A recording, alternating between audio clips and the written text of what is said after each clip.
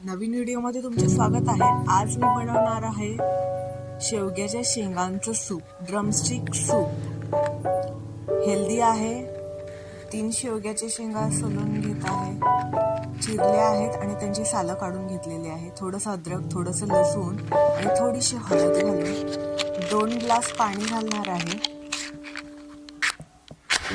आणि कुकरच्या 3 शिट्या घेणार आहे, ज्यामुळे शेवग्याच्या शेंगा चांगल्या प्रकारे शिजतील आणि त्याचा गर पूर्णपणे निघून जाईल। त्याप्रमाणे मी आता कुकर लावत आहे।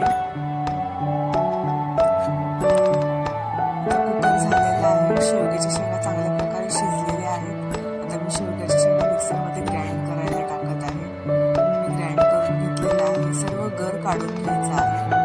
तुम्ही नुसतं चाळणीने चाळून गर काढला तरी चालेल, कारण का जर मिक्सरच्या भांड्यात ग्राइंड केले तर थोडासा कडवटपणा येतो।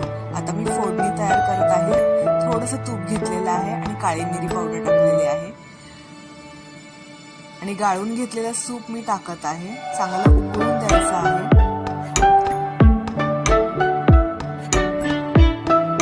खूप पौष्टिक सूप लागतं आणि हेल्थसाठी खूप पौष्टिक आहे। कॅल्शियम वाढतं शेवग्याच्या शेंगाने। कधी भाजी खायची कंटाळा आला तर आपण सूप बनवून पिऊ शकतो। थोडंसं मीठ टाकत आहे।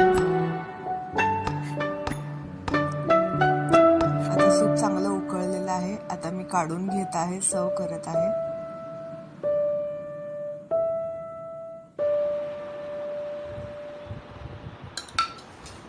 गरम गरम सूप खायला खूप हेल्दी आहे।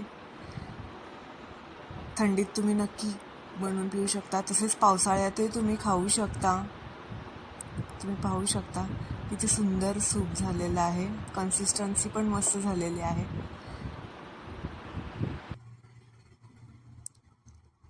Thank you. चॅनलला सबस्क्राईब करा।